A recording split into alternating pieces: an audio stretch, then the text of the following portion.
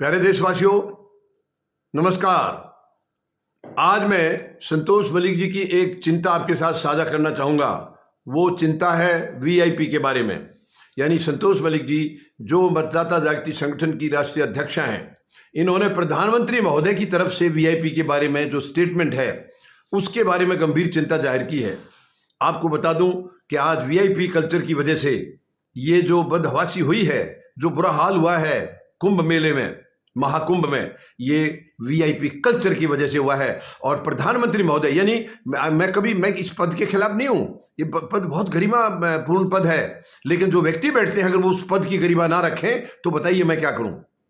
ये तो उनके ऊपर निर्भर करता है कि वो किस तरीके से पेश आते हैं। प्रधानमंत्री महोदय ने 2017 में ये बयान दिया था, वीआईपी बिल्कुल खत्म हो जाएगा।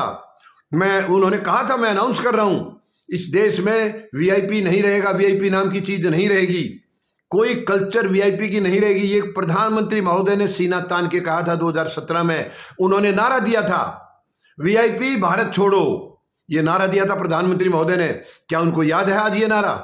क्या प्रधानमंत्री महोदय को ये नारा याद है? इवन प्रधानमंत्री महोदय ने अपनी मन की बात, आपको पता है ये हमेशा अपने मन की बात करते हैं, किसी दूसरे के मन की तो सुनते ही नहीं है। दूसरे के मन की बात कभी आज तक सुनी नहीं है। अगर ये दूसरों के मन की सुन जाते तो देश का बुरा हाल नहीं होता, लेकिन ये केवल अपने मन की बात लोगों पर थोप रहे हैं। तो उस मन की बात में बात करते टाइम इन्होंने ये कहा था, वीआईपी नहीं ईपीआई होगा। क्योंकि प्रधानमंत्री महोदय एक बहुत बड़े कलाकार हैं, बातचीत करने का जो ढंग इनका है, ये मूर्ख बनाने में इतने एक्सपर्ट हैं। जनता को जो बिल्कुल भी इनके हक में नहीं है उसको भी ये मोड़ करके अपने हक में ले आते हैं। यही तो कलाकारी है। वरना चुनाव में हर जगह प्रधानमंत्री का जाने का और मकसद क्या है? लेकिन वो यह है कि इनके पास एक कला है, उस कला के दम पर ये कुछ तो ये जनता को मूर्ख बना करके, और कुछ बाकी जो राखा जो कसर है वो चुनाव आयोग है ही इनके साथ में, वो करते रहते हैं। तो उसमें मन की बात में इन्होंने कहा था, वीआईपी नहीं ईपीआई होगा। यानी उसका मीनिंग भी बताया उन्होंने। वीआईपी तो आप जानते हैं, वेरी इंपॉर्टेंट पर्सन, या वीवीआईपी तो वेरी वेरी इंपॉर्टेंट पर्सन। इन्होंने कहा था वो भारत छोड़ देगा। मैंने नारा दे दिया है, वीआईपी भारत छोड़ो, और उसकी जगह लेगा ईपीआई। और इन्होंने खुल के बताया ईपीआई का मतलब है एवरी पर्सन इज इंपॉर्टेंट। ये बताया प्रधानमंत्री महोदय ने। क्या प्रधानमंत्री महोदय आप उस पर कायम हैं अपने बयान पर? क्या सच में एवरी पर्सन इंपॉर्टेंट है आज, या आज भी वही वीवीआईपी और वीआईपी है जिसको आपने भारत छोड़ो का नारा दे दिया 2017 में? आज 8 साल हो गए प्रधानमंत्री महोदय, 25 आ गए। उसने भारत नहीं छोड़ा, भारत को छोड़ने पर मजबूर कर रहा है आम जनता को। आम जनता को वो वीआईपी भारत छोड़ो पर मजबूर कर रहा है। वीआईपी ने भारत नहीं छोड़ा है। आप बताइए प्रधानमंत्री महोदय, ये इतना बड़ा हादसा, कितनी जिंदगियां बर्बाद हो गई हैं, कौन जिम्मेवार है? ये वीआईपी कल्चर जिम्मेवार है। वो वीआईपी यहां क्यों है? भारत क्यों नहीं छोड़ा? आपके कहने के बाद भी उसने भारत नहीं छोड़ा। प्रधानमंत्री महोदय, ये बहुत ही शर्मनाक है, बहुत ही शर्मनाक है।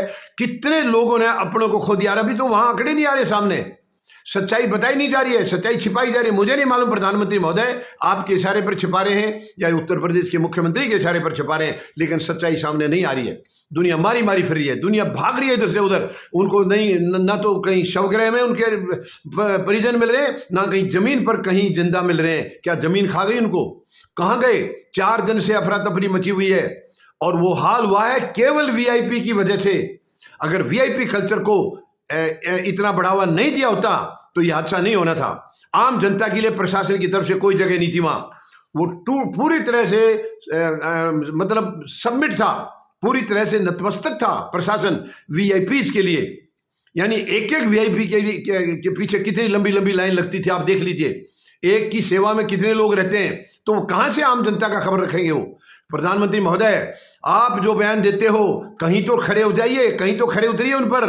आपने आज तक 11वां साल लग गया, कोई बयान ऐसा नहीं दिया जिस पर आप खड़े उतरे हैं। आपने कहा 2-2 करोड़ नौकरियां हर साल देंगे, कहां है वो नौकरियां? अभी तक तो 22 करोड़ हो जानी चाहिए थी, कहां गए प्रधानमंत्री महोदय? आपने कहा था काला धन लाएंगे, सबके खाते में 15 लाख आएंगे, कहां गए वो? अब मैं कहां तक गिनवाऊं? महंगाई के लिए बोला आपने, आज महंगाई कहां पर है?